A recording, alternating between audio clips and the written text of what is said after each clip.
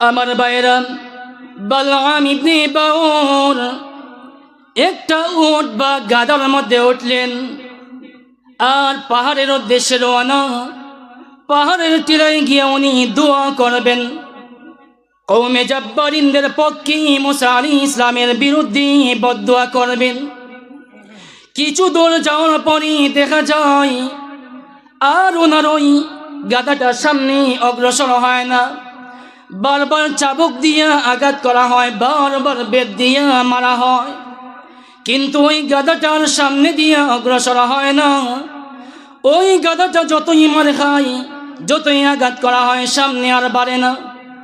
ওই গাধাটা তার মাথাটা আসমানের দিকে উঠাইয়া আল্লাহ পাকের দরবারে লক্ষ্য করে বলতে লাগলো, ফরিয়াদ করে বলতে লাগলো, প্রভু গো, হে আমার মাওলা, আমার জবানটা খুলে দাও, আমি বালআম ইবনে বাউরের সাথে দুইটা কথা বলতে চাই। হে মাওলা, হে আমার মনিব, সে হয়তোবা বালআম ইবনে বাউর, সে হয়তোবা মুসা আলাইহিস ইসলামকে চিনতে না পারি, আমি কিন্তু মুসা আলাইহিস ইসলামকে চিনেছি। আমি মুসা আলাইহিস ইসলামের বিরুদ্ধে যেতে পারি না। আমাকে মারতে মারতে যদি আমাকে একদম শেষ করে ফেলা হয়, আমাকে যদি একদম হত্যা করে ফেলা হয়, এরপরেও আমি আর একটা কদম মুসা আলাইহিস ইসলামের বিরুদ্ধে অগ্রসর হতে পারবো না। আমার ভাইয়েরা, বারবার চাবুক মারার পরেও সে সামনে অগ্রসর হয় না। বালআম ইবনে বাউর বারবার চেষ্টা করি, আর ওই গাধাটা যে দোয়া করেছি আল্লাহ পাকের দরবারে, হে মাওলা, এই নাফরমান, এই বেয়াদবির সাথে আমি দুইটা কথা বলতে চাই, জবানটা খুলে দাও। আল্লাহ পাক রব্বুল আলামিন সাথে সাথে ওই গাধার দোয়াকে কবুল করে তার জবানটাকে খুলে দিয়েছেন। বালআম ইবনে বাউরের সাথে ওই গাধাটা কথা বলা শুরু করে দিয়েছি। জুড়ে বলেন সুবহানাল্লাহ। وأحل الله البيع وحرم الربا. بارك الله لنا ولكم في القرآن العظيم ونفعنا وإياكم بالآيات والذكر الحكيم. وقال رسول الله صلى الله عليه وسلم: لعن الله الراشي والمرتشي. وقال سيد الجن والبشر صلى الله عليه وسلم: الربا 70 جزءا أيسرها أن ينكح الرجل أمه، أو كما قال النبي عليه الصلاة والسلام. صلى الله على سيدنا ومولانا محمد وعلى آله وأصحابه وسلم. بلغ العلا بكماله كشف الدجى بجماله حسنت جميع خصاله. صلوا عليه. لا إله إلا الله، لا إله إلا الله، لا إله. جل جل محبت لا إله إلا الله، لا إله.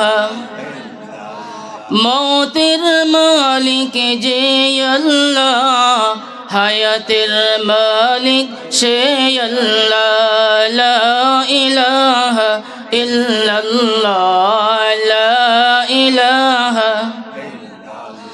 এই ইসলামের জন্য বেলাল বুকে চাপা পাতরি,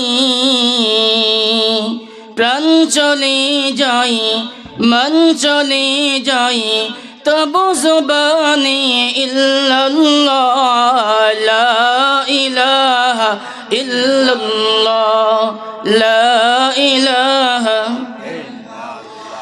লা ইলাহা ইল্লাল্লাহ মুহাম্মাদুর রাসূলুল্লাহ সাল্লাল্লাহু আলাইহি ওয়াসাল্লাম وسلم تسليما كثيرا كثيرا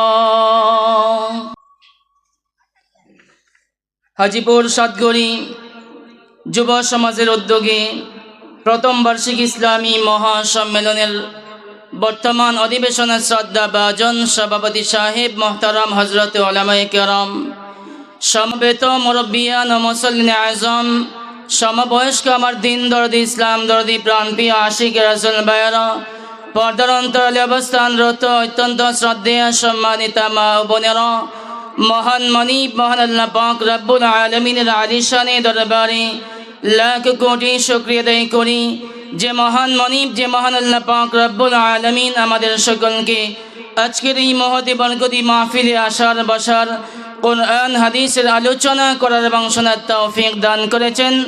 মহব্বতে বলিষ্ঠ আওয়াজে সে মহান মনিবের দরবারে আমরা সকলেই শুকরগুজার হচ্ছি, বলি আলহামদুলিল্লাহ। মোহতারাম হাজিরিন, আজকের এই মুবারক মাহফিলে আসতে পেরে আমরা খুশি না বেজার? একটু আওয়াজ দিয়ে বলেন খুশি না বেজার? দেখি কারা কারা বেজার, একটু হাত তোলেন। কে বেজার আছেন? আলহামদুলিল্লাহ, আপনারা ভালো। জোশের সাথে হোশ আছে না নাই? আছে। একটা মাহফিলে জিজ্ঞেস করছিলাম একদিন যে বলেন দেখি জাহান্নামে যাইতে চান কারা কারা? 3 জনে হাত তুলছে। কয়জনে? কয়জন? 3 জন। এই যে বলেন দেখি বুঝা না না বুঝা?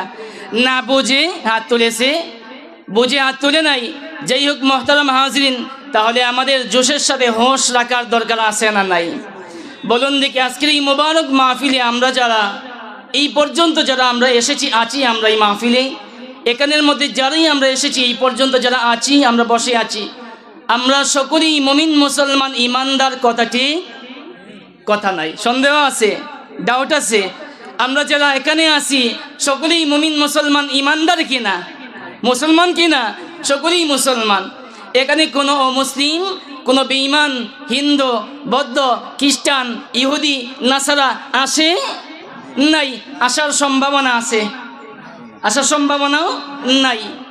কিন্তু আমার ভাইয়েরা একটা কথা বলে আফসোস নিয়ে বড় দুঃখের সাথে বলতে হয়, ভালো লাগে, যদিও আজকে তারা আমাদের কোনো অনুষ্ঠানের মধ্যে আসে না, বসে না, আমাদের ওয়াজ মাহফিল, তাফসির মাহফিল এইগুলোর মধ্যে তারা আসে না, বসে না। আমার ভাইয়েরা আজকে দেখা যায় আমরা মুসলমানদের সাপ্তাহিক ঈদের দিন, জুমুআর দিন, শুক্রবার দিন তারা আসে না, বসে না। আমরা মুসলমানদের বৎসরে 2টা ঈদ আছে, ঈদ উল ফিতর, ঈদ উল আদহা। এইগুলা বড় জামাত, ঈদের জামাতের মধ্যেও তারা আসে না, বসে না। আমাদের ওয়াজ মাহফিল, তাফসির মাহফিল এইগুলোর মধ্যেও তারা আসে না, বসে না। কিন্তু আজকে দেখা যায় মুসলিম যুবক হিন্দুদের সেই দুর্গা পূজার মধ্যে গিয়া অংশগ্রহণ করে কি করে না? যদি আওয়াজ দিয়ে বলেন। আজকে আমার ভাইয়েরা যেন মুসলিম যুবক ছাড়া হিন্দুদের সেই দুর্গা পূজা পরিপূর্ণই হয় না। জোরে বলেন ঠিক কিনা? মুসলমান আজকে কেন মাইর খায়? এই প্রশ্নের জবাব অনেক সময় আমরা তালাশ করে খুঁজে পাই না আমার ভাইয়েরা। তবে আমি জানতে চাই একজন মুমিন মুসলমান ইমানদারের আপনাদের জানা মতো দাম, ইজ্জত, সম্মান আছে না নাই? জোরে বলেন। কি পরিমাণ দাম, কেমন দাম লক্ষ্য করুন।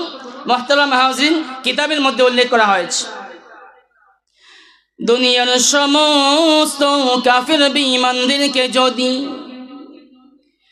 এক পাল্লায় উঠাইয়া ওজন দেওয়া হয়, মাপা হয়, আর যদি অপর পাল্লায় একজন মুমিন মুসলমান ইমানদারকে উঠাইয়া ওজন দেওয়া হয়, মাপা হয়, আমার ভাইয়েরা দুনিয়ার সমস্ত কাফির বেঈমানদের ওজনের পাল্লার চাইতে একজন মুমিন মুসলমান ইমানদারের ওজনের পাল্লা আল্লাহ পাকের দরবারে বাড়ি হয়ে যাবে। আমার ভাইয়েরা এই সমস্ত মুবারক মাহফিলে আসার পরে আমার তো সময় কিন্তু কম, যে বিষয়বস্তু আছে ও আমার ভাইয়েরা, কমসে কম এই যে বিষয় দিয়েছে সুদ এবং ঘুষ, 1 ঘন্টায় কিছুই হবে না। কমসে কম নিচের পক্ষে 2 ঘন্টা, সর্বনিম্ন 2 ঘন্টা সময় দরকার। তো যাই হোক মোহতারাম হাজিরিন, হাতের মধ্যে সময় কম, যাই হোক আসুন লক্ষ্য করুন।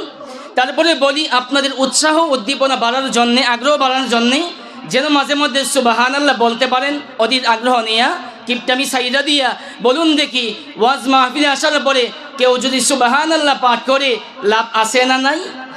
লাভ না লস? জোরে বলেন। কি পরিমাণ লাভ, কেমন লাভ লক্ষ্য করুন।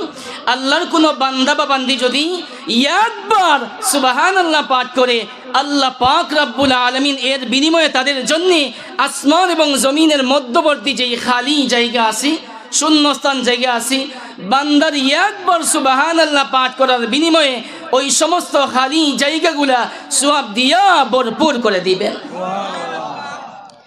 শুধু তাই নয় আমার ভাইয়েরা, আল্লাহর কোনো বান্দা বা বান্দি যদি একবার সুবহানাল্লাহ পাঠ করি, আল্লাহ পাক রব্বুল আলামিন এর বিনিময়ে তাদের জন্য জান্নাতের মধ্যে এমন একটা গাছ লাগাইয়া দিবেন, যেই গাছটা কত বড় হবে মুফাসসিরিনে কেরাম উল্লেখ করেছেন। ওই গাছটা এত বড় হবে, ওই গাছটা এত বড় হবে, ওই গাছের ছায়া তলে আরবের সবচাইতে দ্রুতগামী ঘোড়াও যদি একাধারে 500 বছর দৌড়াতে থাকি, আমার ভাইয়েরা ওই ঘোড়াটা দৌড়াতে দৌড়াতে ক্লান্ত হয়ে যাবি, পেরেশান হয়ে যাবি, অস্থির হয়ে যাবি, কিন্তু ওই গাছের ছায়া শেষ হবে না। এই জন্যে আমি আর লিখতে চাই না, ডাইরেক্ট আমার তিলাওয়াত আয়াতের দিকে চলে যেতে চাই। এই জন্যে মাঝে মধ্যে আমার কথার ফাঁকে ফাঁকে সুবহানাল্লাহ বলার জন্য রাজি আছেন তো ইনশাআল্লাহ? আসুন মুহতারাম হাজির, আমি আপনাদের খেদমতে আমার বিষয়বস্তুর উপরে খেয়াল করে লক্ষ্য করি। সূরা বাকারার 200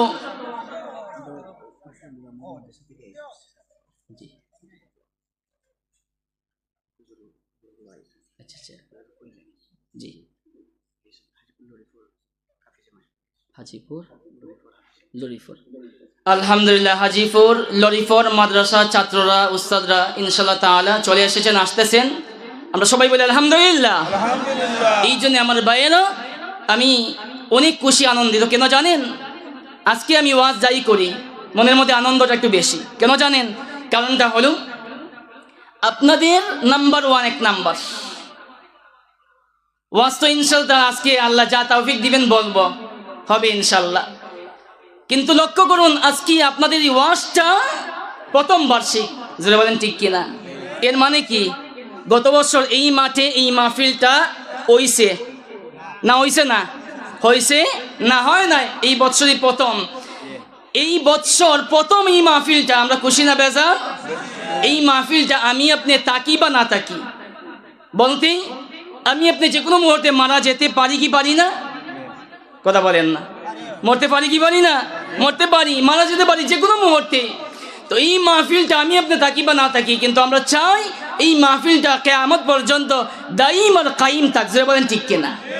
চাই কি চাই না? আমরা চাই প্রতি বছর চালু থাকুক। মুহতারাম হাজির, নাম্বার 2 2 নাম্বার, আপনাদের আজকের পরিবেশটা আলহামদুলিল্লাহ দেখে আমি খুশি আনন্দিত। মাইকটাও মাশাআল্লাহ আলহামদুলিল্লাহ ভালো, আলহামদুলিল্লাহ বলেন আলহামদুলিল্লাহ। এরপরে আমাদের সুনামগঞ্জ সাইটে এই টাইমে মানুষ কিন্তু হয় না, কিন্তু আমি এসে আপনাদেরকে অনেক মাহফিলের মধ্যে বাদ মাগরিব কিন্তু এই পরিমাণ মানুষ হয় না। তো আলহামদুলিল্লাহ কানাইঘাট, জকিগঞ্জ এলাকা, বিয়ানীবাজার, এই দিকে বিভিন্ন এলাকা আছি, দিনের বেলা এই টাইমে মানুষ ফুললি ভরপুর থাকে। আপনাদের প্রথম বছর হিসাবে যেই পরিমাণ মানুষ আছেন, শুকরিয়া আলহামদুলিল্লাহ। আমি আহ্বান করব, গুরুত্বপূর্ণ বিষয় কথা হবে ইনশাআল্লাহ তাআলা। যারা আসেন নাই, অবসর আছেন, দয়া করে মেহেরবানি করে মাহফিলে চলে আসুন। আল্লাহ পাক তাদেরকে আসার জন্য কবুল করুন, তৌফিক দান করুন। সবাই বড় করে বলি আমিন। মুহতারাম হাজির, আর সময় নষ্ট করা যাচ্ছে না। আসুন আমি খেয়াল করে লক্ষ্য করে বিষয়বস্তুর উপরে খেয়াল করে লক্ষ্য করে সূরা বাকারার 275 নম্বর আয়াতের একটা অংশ আপনাদের খেদমতে তেলাওয়াত করেছি। প্রিয় নবী, বিশ্বনবী হযরতে মুহাম্মদুর রাসূলুল্লাহ সাল্লাল্লাহু আলাইহি ওয়াসাল্লামের অসংখ্য গণিত হাদিসের ভান্ডার থেকে তিলাওয়াতকৃত আয়াতের সাথে সামঞ্জস্য রেখে মিল রাইকা দুখানা হাদিস তিলাওয়াত করেছি। দোয়া করি আল্লাহ পাক রব্বুল আলামিন যেন আমি যা বলবো সেই কথাগুলি আমাকে আমলের নিয়তে ইখলাসের সাথে বলার, আপনাদের সকলকে যেন আল্লাহ ইখলাসের সাথে আমলের নিয়তে শ্রবণ করার শোনার তৌফিক দান করুন। সকলে বলি আমিন। মুহতারাম হাজিরিন, আসুন তিলাওয়াতকৃত আয়াত, এই আয়াতের মধ্যে আল্লাহ পাক রব্বুল আলামিন আমাদের সমাজের একটা ভয়াবহ ব্যাধি আছে, যেই ব্যাধি মহামারী আকারে আজকে ধারণ করেছে, যেই রোগ, যেই ব্যাধি, এই ব্যাধিটার নাম হলো সুদ। কি কথা বলবেন নাকি? সুদ। আরেকটা আছে পাশাপাশি ঘুষ। তার কি আপন ভাই না হলেও কি চাচাতো ভাই, বলেন ঠিক কিনা? বেশি দূরে না, কিন্তু আপন ভাই ধরা যায়। আমার ভাইয়েরা সুদ আর ঘুষ কিন্তু বেশি দূরে না, কাছাকাছি। অপরাধ গুনাহ কিন্তু প্রায়ই সমান। মুহতারাম হাজিরিন, যাই হোক, এর আগে বলতে চাই, এই দুনিয়ার মধ্যে আমরা যারা আছি, এই দুনিয়ার মধ্যে যারা আছি, আমরা সকলেই কিন্তু এই দুনিয়ার মধ্যে সফলতা চায়, সফল হতে চায়, বিফল হতে চায়। এমন কোনো মানুষ এই দুনিয়ার মধ্যে খুঁজে তালাশ করে পাওয়া যাবে? কথা বলেন না, যাবে না। সবাই সফল হতে চায়। তো আমরা সফল হতে গেলে আমরা যেই জিনিসটাকে মনে করি গুরুত্বপূর্ণ, ইম্পর্টেন্ট, সেই জিনিসটার নাম কি? সম্পদ। কি? সম্পদ। মনে করি যে যত বড় ধনী এই দুনিয়ার মধ্যে সে তত বড় সাকসেসফুল, তত বড় সুখী। জোরে বলেন ঠিক কিনা? কিন্তু ধনী হতে চাইলেই তো আর ধনী হওয়া যায় না। কথা বলবেন না? ধনী হতে চাইলেই কিন্তু ধনী হওয়া যায় না। আল্লাহ পাক রব্বুল আলামিন যার নসিবে যেই পরিমাণ রেখেছেন, রিজিক যেই পরিমাণ, ধন সম্পদ বাড়ি গাড়ি রেখেছেন, সে সেই পরিমাণ পাবে। যতই চেষ্টা করুক না কেন, এর থেকে বেশি সে বিন্দু পরিমাণও ইনকাম করতে পারবে না। বিশ্বাস হয় আপনাদের? পারবে না।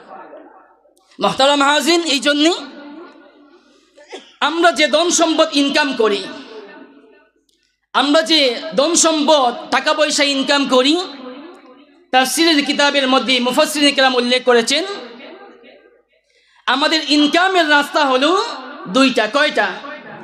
ইনকামের রাস্তা কয়টা? দুইটা। একটা পথ বা পন্থা বা তরিকা, রাস্তা হলো হালাল রাস্তা। জোরে বলেন ঠিক কিনা? আরেকটা রাস্তার নাম কি? হারাম রাস্তা। একটা হলো হালাল পথে ইনকাম করা, আরেকটা হলো হারাম পথে ইনকাম করা। কথা ঠিক নেই? কথা বলেন। তাহলে হালাল এবং হারাম এই দুই পথে টাকা ইনকাম করা যায়। হালাল এবং হারাম। মুহতারাম হাজিরিন, তাহলে এই যে আজকে আমরা যারা ব্যবসা করি, হালালভাবে যারা আমরা টাকা ইনকাম করি, হালালভাবে যারা আজকে আমরা চাই যে আমাদের অর্থনৈতিক, আমাদের আর্থিক অবস্থার পরিবর্তন করার জন্য, স্বাবলম্বী হওয়ার জন্যে, এর মধ্যে উল্লেখযোগ্য যেই রাস্তা, সেই রাস্তার নাম হলো ব্যবসা। যদি বলেন ঠিক কিনা? নাম কি? ব্যবসা। নাম কি? ব্যবসা। আল্লাহর নবী, বিশ্ব নবী রাহমাতুল্লাহ আলামিন হাদিস শরীফের মধ্যে বলেছেন, আত-তাজিরুস সাদুকুল আমিন মান নাবিয়িন ওয়াস সিদ্দিকিন ওয়াস শুহাদা। সুবহানাল্লাহ বলেন। আল্লাহর নবী, বিশ্ব নবী রাহমাতুল্লাহ আলামিন বলেন, ন্যায় নিষ্ঠাবান, সততার সাথে যে ব্যবসা করে, ন্যায় নিষ্ঠাবান ব্যবসায়ীর হাসর হবে মিনান নাবিয়িন ওয়াস সিদ্দিকিন ওয়াস শুহাদা, নবীগণ, সিদ্দিকগণ এবং শহীদদের সাথে। জুড়ে জুড়ে সুবহানাল্লাহ। মুহতারাম হাজিরিন, আরেকটা কথা লক্ষ্য করুন, আজকে আমাদের সমাজে সুদের পরিমাণ এত বেড়ে গেল কেন? তার কারণ আছে না নাই? কারণ আছে। আজকে আমাদের সমাজে ঋণের পরিমাণ কমে গেছে। ঋণের পরিমাণ কি হয়েছে? কমে গেছে। ঋণের পরিমাণ কমারও কারণ আছে না নাই? আছে। আজকে আমাদের চরিত্র নষ্ট হয়ে গেছে। আমরা যারা ঋণ নেই, আমরা বড় বইয়ের মধ্যে থাকি, যারা ঋণ দেই বড় বইয়ের মধ্যে থাকি। আজকে আমরা যারা ঋণ নেই, দেখা যায় আইসা বলবে, আপনারা ভাই বড় বিপদের মধ্যে আসি, 5,000 টাকা দেন, আমি 1 গুরান দিয়ে আইতাছি, বিকালে দিয়া দিব। বলে কি বলে না? দেখা যায় সকালে নিছে, বিকালের কথা বইলা নিছে, কিন্তু দেখা যায় আর বিকাল তো আসে না। এখন দেখা যায় মাসের পর মাস যায়, 6 মাস চলে গেছে, 1 বছর চলে গেছে, খবর নাই। অনেক সময় দেখা যায় 1 মাসের কথা বইলা নিয়ে যায়, দেখা যায় 1 বছর হয়ে গেছে, খবর নাই, ফোন দিলেও ধরে না। একদিন দেখা হলো, আপনি বলেন ভাই টাকা তো নিলেন, দিলেন না, ব্যাপার কি? ফোনও ধরেন না, উল্টা আপনার সাথে সে রাগ করে। কি করে? রাগ করে। আরে মিয়া, তোমরা সমাজই বোঝো না, যেটাই সেটাই ছায়া বসো, ঠিক কি না জোরে বলেন? আরে মিয়া, আমরা কি শুন নাকি যে ব্যবহার করতেছো, টাকা কি দিব না? জোরে বলেন ঠিক কিনা? ইয়া চলন করে। কিন্তু আজকে ঋণ দেওয়ার মধ্যে ফজিলত আছে না নাই? আছে, কিন্তু দিবে কেমনে? নিলে তো আর উদ্ধার করা যায় না, উদ্ধার করা যায় না। ঋণ দিলে লাভ কি, ফায়দা কি? এরপরে আসতেছি, সামনের কথাই খেয়াল করুন। মুহতারাম হাজিরিন, ঋণ দিলে কি লাভ কি ফায়দা খেয়াল করুন। আল্লাহ নবী, বিশ্ব নবী রাহমাতুল্লাহ আলামিন বলেছেন, আপনি যদি একজন মানুষকে যদি ঋণ দেন, তাহলে মনে করেন 1000 টাকা ঋণ দিলেন, কয় হাজার টাকা? 1000 টাকা ঋণ দিলেন। 1 মাসের কথা বলে নিল, 1000 টাকা নিল, 1 মাসের কথা বললা। কয় মাসের জন্যে? 1 মাসের জন্য। 1 মাস পরে আপনার টাকাটা যদি সে দিতে না পারে, আপনি তাকে সময় বাড়িয়ে দিলেন আরো 15 দিন। আল্লাহ পাক রব্বুল আলামিন এই 15 দিন আপনাকে 1000 টাকা আল্লাহর রাস্তায় দান করলে যেই পরিমাণ সওয়াব, আল্লাহ পাক রব্বুল আলামিন 15 দিন আপনাকে আর অতিরিক্ত প্রায় 15,000 টাকা আল্লাহর ওয়াস্তে দান করার, সদকা করার সওয়াব দান করবেন। ফায়দা আছে না নাই? আছে, কিন্তু দিলে তো আর উদ্ধার করা যায় না। মুহতারাম হাজিরিন, যাই হোক, আসুন তাহলে আমাদের সমাজের মধ্যে একটা বেদির নাম হলো ঘুষ। কি? ঘুষ। এই ঘুষ আমাদের সমাজের মধ্যে আছে না নাই? নাই মানে আহা, আজকে দেখা যায় প্রত্যেকটা সেক্টরেই ঘুষ। আপনার ডাবল টাইটেল, ডাবল ডিগ্রি, কিন্তু আপনার চাকরি হয় না ঘুষের জন্য। যেটা বলেন ঠিক কিনা? আরেকজন যোগ্য, তার মধ্যে যোগ্যতা নাই, সে কোনো যোগ্যই না, কিন্তু টেবিলের নিচ দিয়ে টাকা কিছু দিয়ে লাগছে, দেখা গেল তার চাকরি হয়ে গেছে। যেটা বলেন ঠিক কিনা? মুহতারাম হাজিরিন, এই সুদ এটা এমন মহামারী আকারে আজকে, এই যে ঘুষ, এই ঘুষটা আজকে আমাদের সমাজে এমন মহামারী আকারে ধারণ করেছে। লক্ষ্য করুন আমার ভাইয়েরা, আজকে আপনি যদি দেখা যায় অন্যায়ভাবে আপনাকে জুলুম করা হয়েছে, আপনি ন্যায্য বিচার পাইতে গেলে, আজকে ন্যায্য বিচার পাইতে গেলেও আজকে দেখা যায় সুদ যদি আপনি না দেন, আপনি ন্যায় বিচারও পাবেন না। জোরে বলেন ঠিক কিনা? সুদ ছাড়া আপনি ন্যায় আছেন, সে অন্যায়, কিন্তু তার টাকার জোর আছে, ঘুষ দিয়া দিছে, দেখা গেছে তার পক্ষে রায় হয়ে গেছে। এমন হয় কি হয় না? আজকে বিচারের মধ্যে, আদালতের মধ্যে আজকে ঘুষ ছাড়া চলে না। জানেন না আপনারা? আমার থেকে এটা আপনারা ওয়াজার বেশি জানেন, ভালো জানেন। আজকে হলো সমাজের অবস্থা। বড় একজন সর্দার, বিচারি, এলাকার বড় সর্দার বিচারি, মারামারি লাগছে। যিনি নির্যাতনের শিকার হয়েছেন, অন্যায়ভাবে যাকে মারা হয়েছে, আহত করা হয়েছে, লোকটা জানে এলাকার উনি বড় বিচারি, উনি যেই রায় দিবেন সেই রায়টাই কি চূড়ান্ত, সেই রায় কি চূড়ান্ত জানে। এই জন্যে সে আগ থেকেই চিন্তা করছে তাকে ঘুষ না দিলে কিন্তু সঠিক বিচার পাওয়া যাবে না, ঘুষ না দিলে বিচার পাওয়া যাবে না। এই জন্যে সে আগে আগে গিয়া, বিকালে গিয়া সর্দারে দিল 500 টাকা। কয়শো টাকা? 500 টাকা। সন্ধ্যার পরে, এশার নামাজের পরে, ওই যে যিনি জুলুম করেছেন, অন্যায়ভাবে অত্যাচার জুলুম করেছেন, ওই লোকটা গিয়া সর্দারকে দিয়া দিল আরো 1200 টাকা। কত? কত মাতৌকা আপনারা? কত? 1200 টাকা। আর যিনি 500 টাকা দিয়েছেন, যিনাকে অন্যায়ভাবে জুলুম করা হয়েছে, অত্যাচার করা হয়েছে, প্রথম যখন বিকালে 500 টাকা পাইছে, বলে যাও, চিন্তা নাই, তোমার পক্ষেই বিচারের রায় হবে। যেই মুহূর্তে আবার সন্ধ্যার পরে, আসার পরে ওই জুলুমকারী ব্যক্তি, যে নির্যাতন করেছে, জালিম, ওই জুলুমকারী লোকটা গিয়া দিয়া দিল কত? তার পক্ষে রায় পাওয়ার জন্য 1200 টাকা। সকালবেলা বিচার শুরু হয়ে গেল, সকালবেলা বিচার শুরু হয়ে গেল। দেখা যায় প্রধান যেই সর্দার, যেই মুরব্বী, সর্দার বিচারি, এখন 500 টাকা যিনি নির্যাতিত হয়েছেন, যিনি 500 টাকা দিয়েছিলেন, উনি লক্ষ্য করে দেখেন যে বিচারি ওই মুরব্বী সর্দার উনি দেখা যায় তাদের পক্ষেই কথা বলে, ওইদিকে তাদের পক্ষে, নাউজুবিল্লাহ বলেন, তাদের পক্ষেই কথা বলে। অবাক আশ্চর্য, সে তো এখন সবার সামনে কিছু বলতে পারে না, এখন সে শুধু গলা দিয়ে মিস কল দেয়, বোঝেন নাই, গলা দিয়ে শুধু মিস কল দেয়, মানে বোঝায় যে চাচা ওই যে 500 টাকা দিছিলাম আপনি কি বুঝলা গেছেন।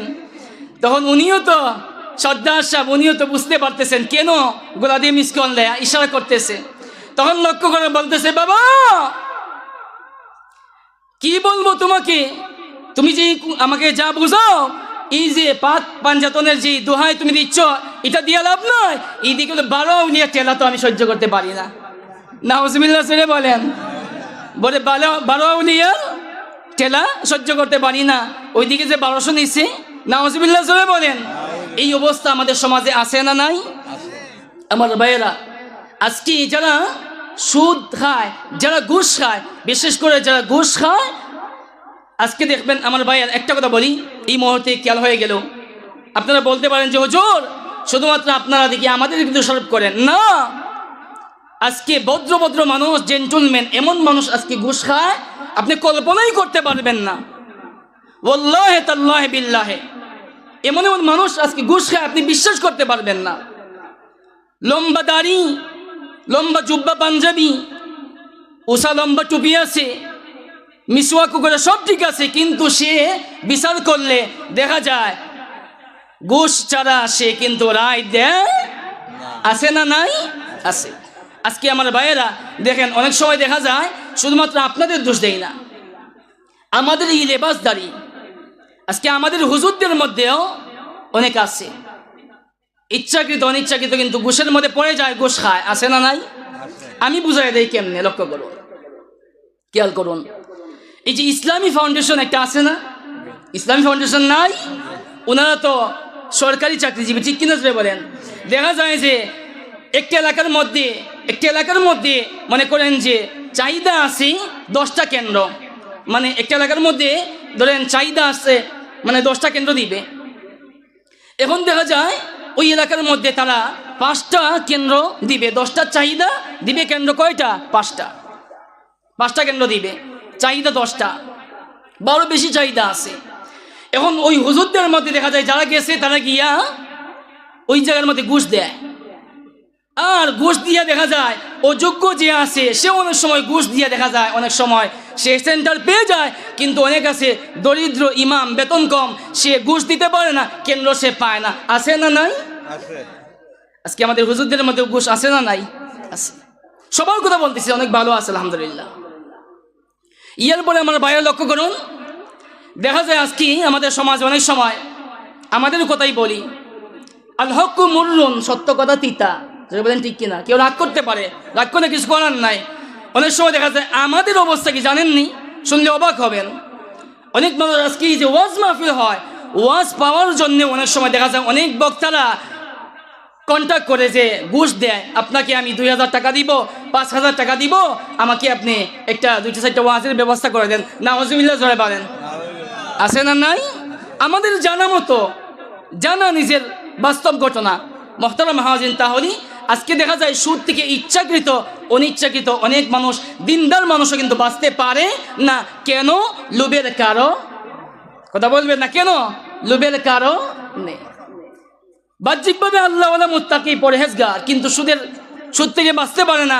অনেক সময় দেখা যায় পরিস্থিতির শিকার হয়ে অনেক মসজিদের মুয়াজ্জিন সাহেব, অনেক আলেম ওলামারাও দেখা যায় ব্যাংক থেকে অনেক সময় সুদ আনতে বাধ্য হয়। জোরে বলেন ঠিক কিনা?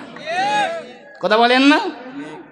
অনিচ্ছাকৃতভাবে বিপদের মধ্যে পড়েও অনেক সময় সুদের মধ্যে, ঘুষের মধ্যে অনেক নামদারি দিনদার মানুষও জড়িত হয়ে যায় কি যায় না? আল্লাহু আকবার কাবীরা। আমার ভাইয়েরা, এই ঘুষটা যদি একজন দিনদার মানুষ যদি খায়, ইচ্ছাকৃত বা অনিচ্ছাকৃত, আল্লাহ পাক কি তাকে এই গুনাহটা মাফ করে দিবেন না, শাস্তি কিন্তু তার হবেই। কথায় কথা আসে, একটা উদাহরণ না দিলে আপনারা বিষয়টা ক্লিয়ার বুঝবেন না। একটা ওয়াকিয়ার মাধ্যমে, একটা ঘটনার মাধ্যমে বিষয়টা ক্লিয়ার করতে চায়, শুনতে রাজি আছেন তো ইনশাআল্লাহ? লক্ষ্য করুন, তাফসীরে মারিফুল কুরআনের ভিতরে আল্লামা মুফতি শফি রহমতুল্লাহ আলী উল্লেখ করেছেন, হযরত মূসা আলাইহিস সালামের যুগে একজন লোক এমন ছিল যিনি মুস্তাজাবুদ দাওয়াত, সুবহানাল্লাহ বলেন। আমার ভাইয়েরা, মুস্তাজাবুদ দাওয়াত মানে কি? উনি আল্লাহ পাকের কাছে যেই দোয়া করেন আল্লাহ পাকের দরবারে ডাইরেক্ট কবুল হয়ে যায়। জুড়ে বলেন সুবহানাল্লাহ। মুস্তাজাবুদ দাওয়াত, যেই দোয়া করেন সেই দোয়া আল্লাহ পাকের দরবারে ডাইরেক্ট কবুল হয়ে যায়। সুবহানাল্লাহ জুড়ে বলেন। মূসা আলাইহিস সালাম সিদ্ধান্ত নিলেন, কওমে জাব্বারিনের বিরুদ্ধে উনি যুদ্ধ ঘোষণা করলেন। 6 লক্ষ উম্মত নিয়ে কওমে জাব্বারিনের বিরুদ্ধে যুদ্ধের ঘোষণা। কওমে জাব্বারিন তারা জানি যে উনি বড় আল্লাহওয়ালা, মুস্তাজাবুদ দাওয়াত, বড় বুজুর্গ আল্লাহওয়ালা, তার কাছে গেলে যদি উনি আমাদের জন্য দোয়া করেন আমাদের পক্ষে, আর মূসা আলাইহিস সালামের বিরুদ্ধে যদি বদদোয়া করেন ওনার দোয়া তো ডাইরেক্ট কবুল হয়ে যায়, দেখি ওনাকে কোনোভাবে ম্যানেজ করা যায় কি যায় না। এই জন্য চলে গেলেন, গিয়া বললেন যে আপনি আমাদেরকে সাহায্য করতে হবে, মূসা আলাইহিস সালামের সাথে আমরা যুদ্ধ করে পারবো না, আপনি মুস্তাজাবুদ দাওয়াত যেই দোয়া করেন আল্লাহ পাকের দরবারে কবুল হয়ে যায়, আমরা আপনার কাছে এসেছি, দোয়া করবেন মূসার বিরুদ্ধে, আমাদের পক্ষে দোয়া করবেন। উনি বলেন এটা কোনো অবস্থাতে সম্ভব না। বলে না, দোয়া করতেই হবে, এমনভাবে ধরেছি দোয়া করতেই হবে। তখন আল্লাহর ওই বান্দা, আল্লাহর ওলি, আল্লাহর মায়ার বান্দা লক্ষ্য করে বললেন যে ঠিক আছে, আমি আল্লাহ পাকের সাথে পরামর্শ ছাড়া কোনো কাজ করি না, আল্লাহ পাকের সাথে মশওয়ারা ছাড়া আমি কোনো কাজ করি না, আমাকে একটা রাত দেন ইস্তেখারা করার জন্যে। কিসের জন্যে? ইস্তেখারা করার জন্য। চলে গেল। আল্লাহর মায়ার বান্দা রাতের বেলা ইস্তেখারা করলেন, ঘুমিয়ে পড়লেন। স্বপ্নে যোগে দেখেন একজন মানুষ ওনাকে লক্ষ্য করে বলতেছে, মূসা আলাইহিস সালাম সাধারণ কোনো মানুষ না, আপনি হলেন আল্লাহর ওলি, মূসা আলাইহিস সালাম হলেন আল্লাহর পয়গম্বর, ঠিক কিনা? মূসা আলাইহিস সালামের বিরুদ্ধে যদি যান দুনিয়াও হারাবেন আখিরাতও হারাবেন। সুবহানাল্লাহ বলে, দুনিয়াও হারাবেন আখিরাতও হারাবেন। মূসা আলাইহিস সালামের বিরুদ্ধে যাওয়া যাবে না। সকালবেলা তারা আসছে, হুজুর কি ব্যাপার, খবর কি? না, মূসা আলাইহিস সালামের বিরুদ্ধে যাওয়া যাবে না, সম্ভব না। তারা এখন নিরাশ হয়ে কি করবে? বলতেছে যে আপনাকে কিভাবে ম্যানেজ করতে হয় তা আমাদের জানা আছে। আপনার ওয়াইফের কাছে গেলে, স্ত্রীর কাছে গেলে আপনাকে সহজে ম্যানেজ করা যাবে।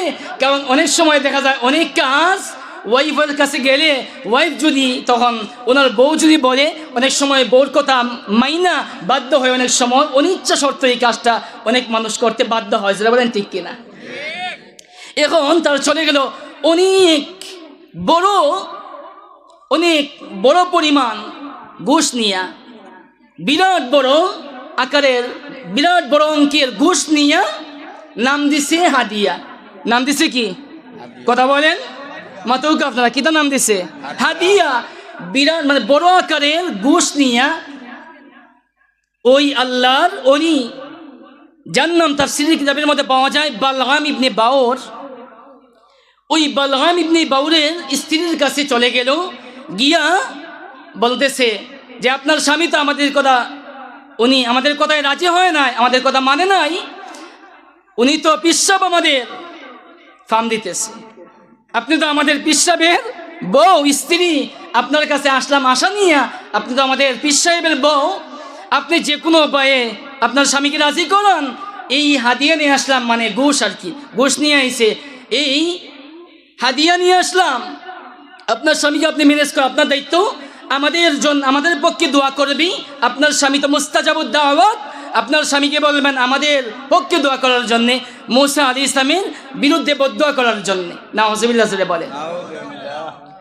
আমার ভাইয়েরা, বালগাম ইবনে বাউরের স্ত্রী আশা দিল, ঠিক আছে চলে যান, আমার স্বামীকে ম্যানেজ করা এটা আমার দায়িত্ব, চিন্তা করবেন না, চলে যান। বালআম ইবনে বাউর যেই মুহূর্তে গড়ে আসলেন, গড়ে আসার পরে স্ত্রী লক্ষ্য করে বলতে লাগলো, আজকে বিরাট আকারের হাদিয়া পেয়েছি। বালআম ইবনে বাউর কথাটা শোনার পরে, বিষয়টা জানার পরে লক্ষ্য করে বলল, না না না, এটা কোনো দিন হাদিয়া হতে পারে না। কওমে জব্বারিনের পক্ষ থেকে গোশ দেওয়া হয়েছে, তুমি গোশ গ্রহণ করেছো, আমি তো এটা খেতে পারি না। সুবহানাল্লাহ বলে, আমি তো গোশ খেতে পারি না, ফিরায় দাও।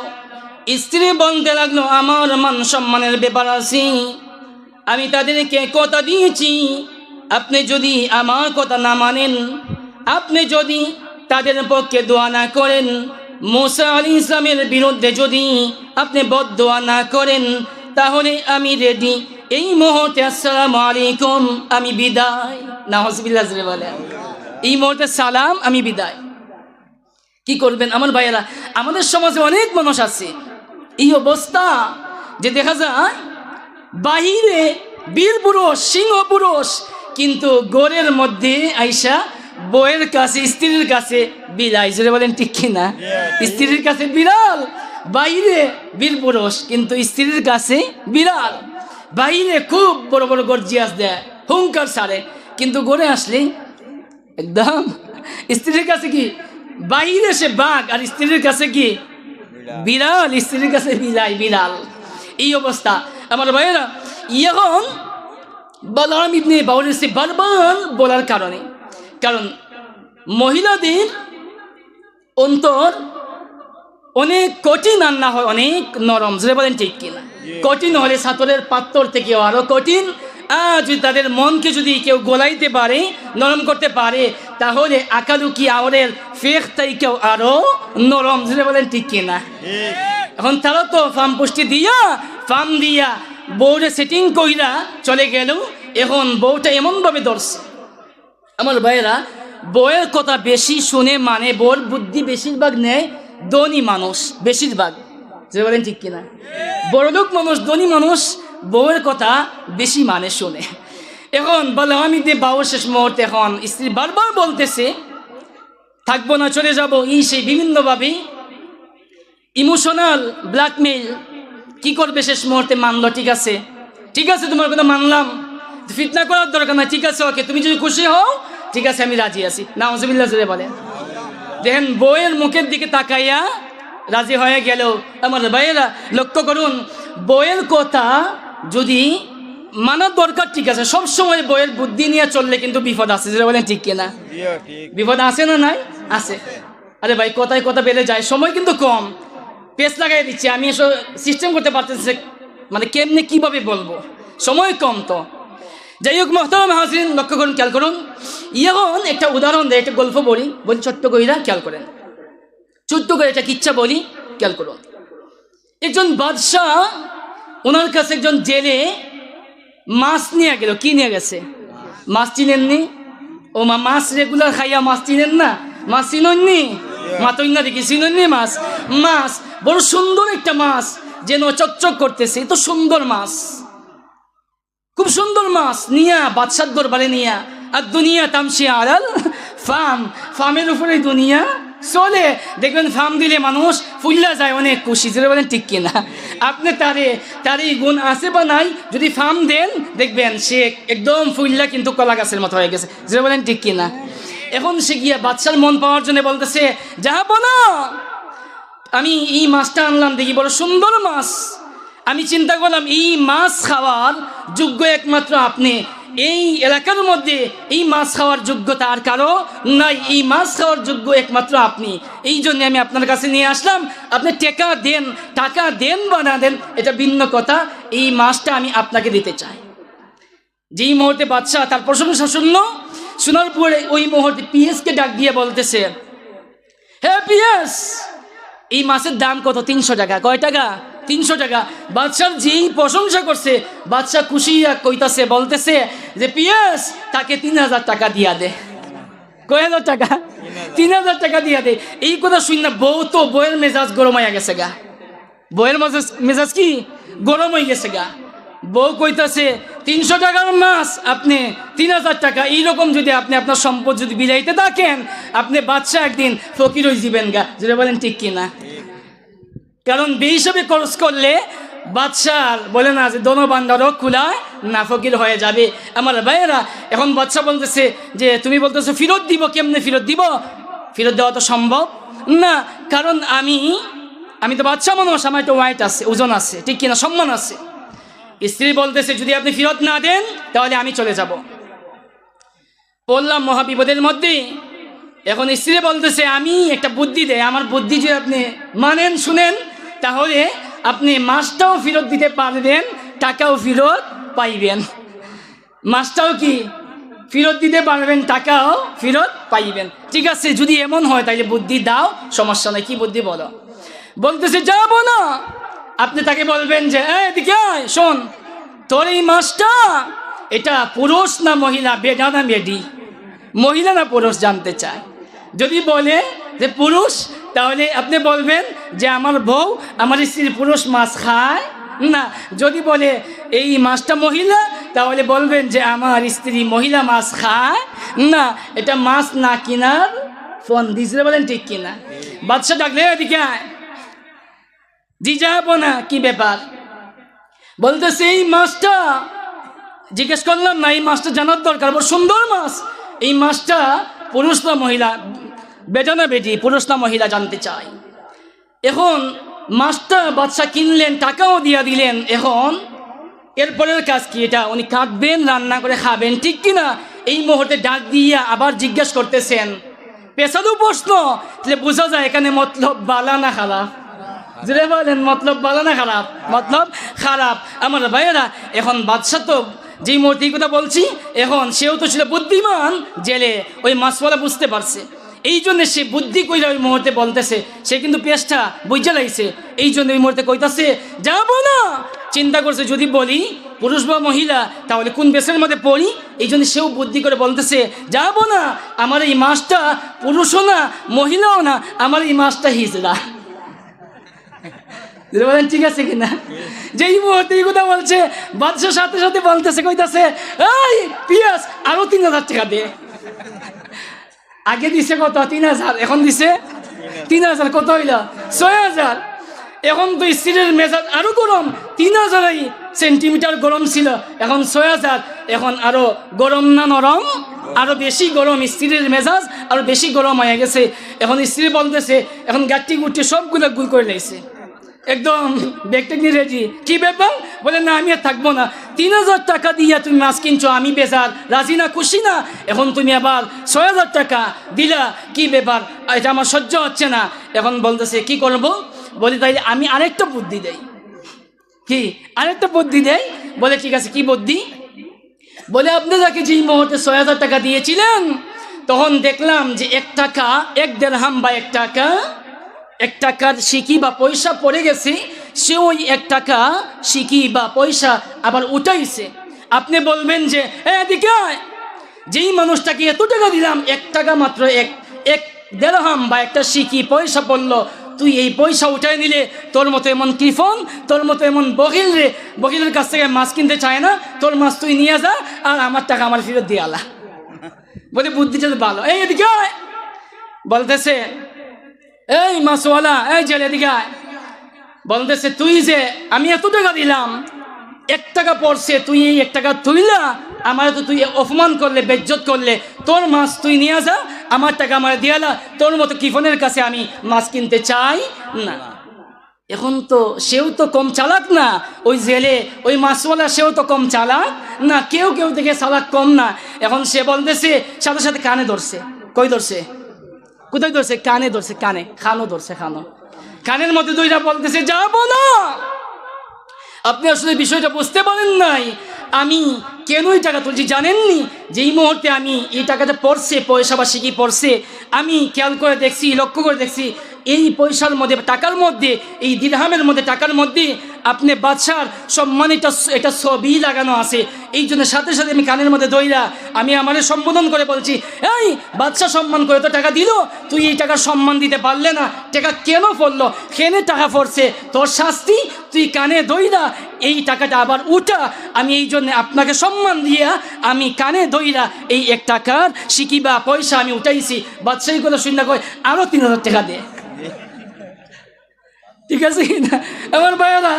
এখন স্ত্রী বলতেছে যে আমি আর থাকবো না, এখন বাদশাহ বলতেছে তোমার যদি মন চায় তুমি তাকো, আর না হয় তুমি চলে যাও, আমার আপত্তি নাই।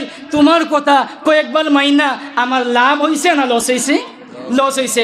আমার ভাইয়ের যে কথা বলতেছিলাম, এখন আসুন, এখন স্ত্রীর ভালোবাসায় মোহে পড়ে এখন বালআম ইবনে বাউর সে এখন কি করলো, যে মানলো ঠিক আছে ওকে আমি দোয়া করব, কার বিরুদ্ধে? মুসা আলাইহিস সালামের বিরুদ্ধে দোয়া করব, কওমে জাব্বারিনদের পক্ষে আমি দোয়া করব। আমার ভাইয়েরা, বালআম ইবনে বাউর একটা উট বা গাধার মধ্যে উঠলেন আর পাহাড়ের উদ্দেশ্যে রওনা। পাহাড়ের টিলায় গিয়ে উনি দোয়া করবেন কওমে জাব্বারিনদের পক্ষে, মুসা আলাইহিস সালামের বিরুদ্ধে বদদোয়া করবেন। কিছু দূর যাওয়ার পরই দেখা যায় আর ওনার ওই গাধাটার সামনে অগ্রসর হয় না, বারবার চাবুক দিয়ে আঘাত করা হয়, বারবার বেত দিয়ে মারা হয়, কিন্তু ওই গাধাটার সামনে দিয়ে অগ্রসর হয় না। ওই গাধাটা যতই মার খায়, যতই আঘাত করা হয়, সামনে আর বাড়ে না। ওই গাধাটা তার মাথাটা আসমানের দিকে উঠাইয়া আল্লাহ পাকের দরবারে লক্ষ্য করে বলতে লাগলো, ফরিয়াদ করে বলতে লাগলো, প্রভু গো, হে আমার মাওলা, আমার জবানটা খুলে দাও, আমি বালআম ইবনে বাউরের সাথে 2টা কথা বলতে চাই। হে মাওলা, হে আমার মনিব, সে হয়তোবা বালআম ইবনে বাউর, সে হয়তোবা মুসা আলাইহিস সালামকে চিনতে না পারি, আমি কিন্তু মুসা আলাইহিস সালামকে চিনেছি। আমি মুসা আলাইহিস সালামের বিরুদ্ধে যেতে পারি না। আমাকে মারতে মারতে যদি আমাকে একদম শেষ করে ফেলা হয়, আমাকে যদি একদম হত্যা করে ফেলা হয়, এরপরেও আমি আর একটা কদম মুসা আলাইহিস সালামের বিরুদ্ধে অগ্রসর হতে পারবো না। আমার ভাইয়েরা, বারবার চাবুক মারার পরেও সে সামনে অগ্রসর হয় না।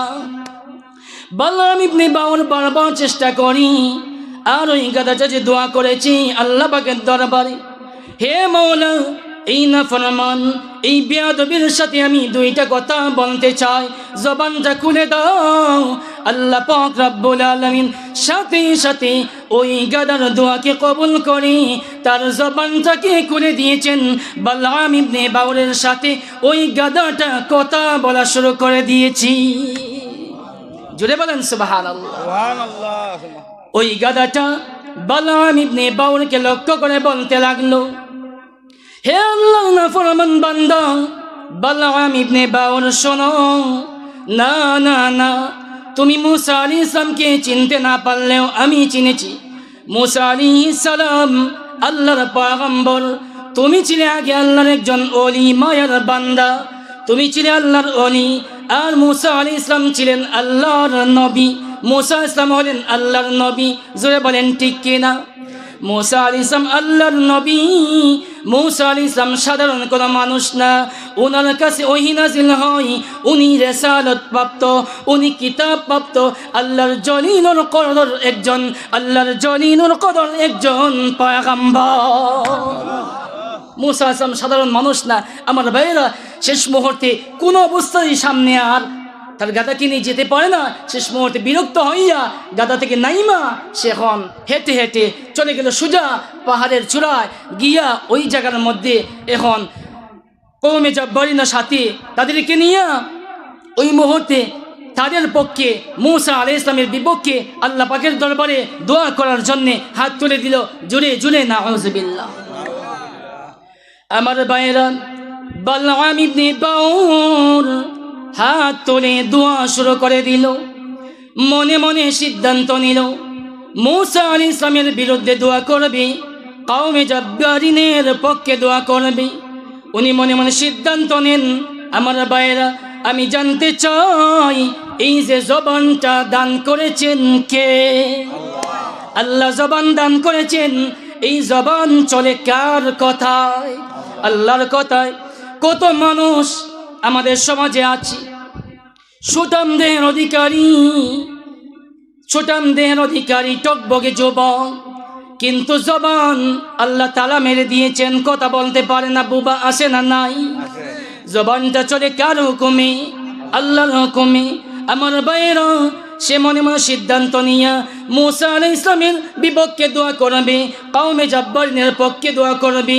এই সিদ্ধান্ত নিয়ে দোয়া শুরু করে দিল।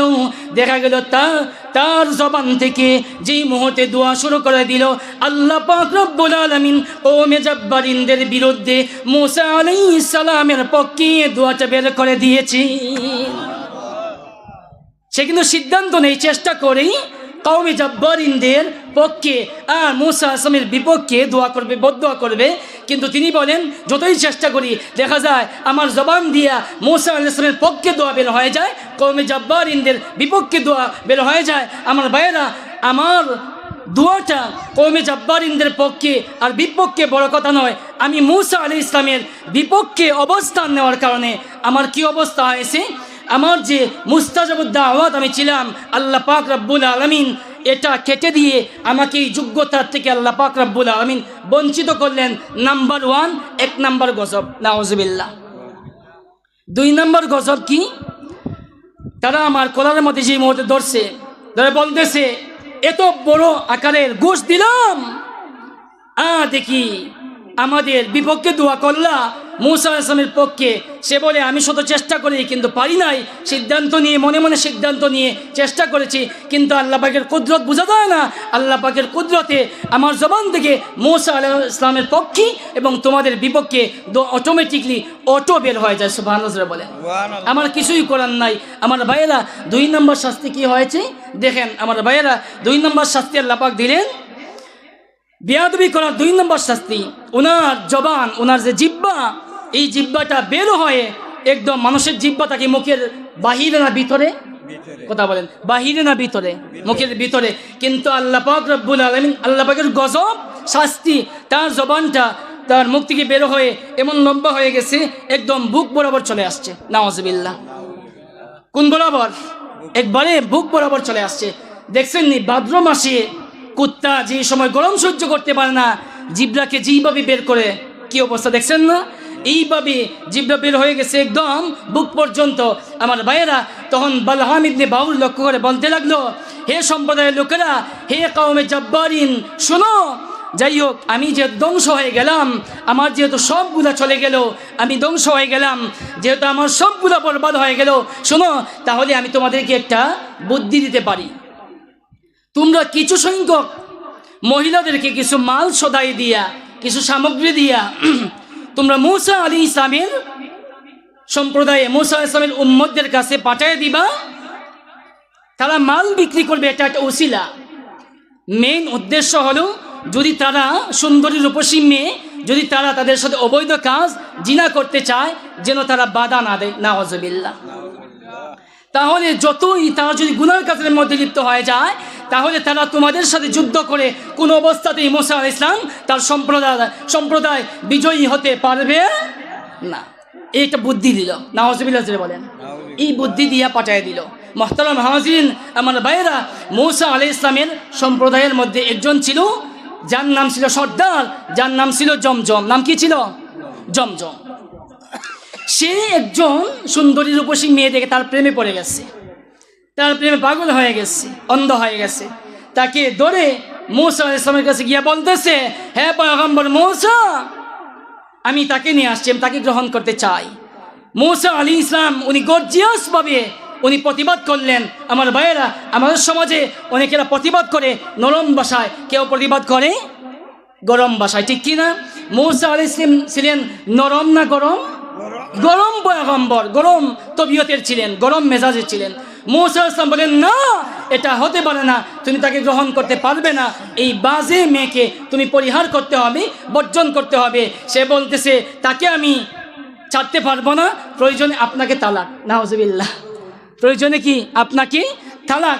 আমার ভাইয়েরা, যেই মুহূর্তে সে ওই মহিলার সাথে জমজম জিনার কাজের মধ্যে লিপ্ত হয়ে গেল, সাথে সাথে আল্লাহ পাক রব্বুল আলামিন গজব নাজিল করলেন। আল্লাহ পাক রব্বুল আলামিন কি নাজিল করছেন? গজব নাজিল করলেন। সাথে সাথে এমন মহামারী নাজিল হয়ে গেল, দেখা গেল মূসা আলাইহিস সালামের সম্প্রদায়ের মধ্যে প্রায় 70,000 মানুষ ওই মুহূর্তে মহামারী হয়ে, বড় একটা গজব আল্লাহ দিলেন, মহামারী হয়ে ওই মুহূর্তে 70,000 মানুষ প্রায় মারা গেছে। নাউজুবিল্লাহ বলেন। জি, হয়ে গেছে। যাই হোক মোহতারাম হাজরিন, যেহেতু আজানের সময় হয়ে গেছে, যাই হোক মোহতারাম হাজরিন, আপনাদের এই ওয়াজটা প্রথম, আর আমিও নতুন মেহমান এই এলাকার জন্যে। যেই হোক, আগেই বলছিলাম মুখতসর সময়, সংক্ষিপ্ত সময়, এই সময়ের ভিতরে আসলে গুছিয়ে বিস্তারিত বলা যায় না, অনেক লং টাইম সময় দরকার। আর যেই বিষয় দেওয়া হয়েছে সুদ এবং ঘুষ, আমার ভাইয়েরা ইনশাআল্লাহ তাআলা এই পর্যন্ত যা শুনলাম বা যাই বলছি এর দ্বারা কী বুঝলাম, এই সুদ ঘুষ এটা বড় মহামারী, এগুলো আমাদের সমাজ থেকে বর্জন করার দরকার আছে না নাই?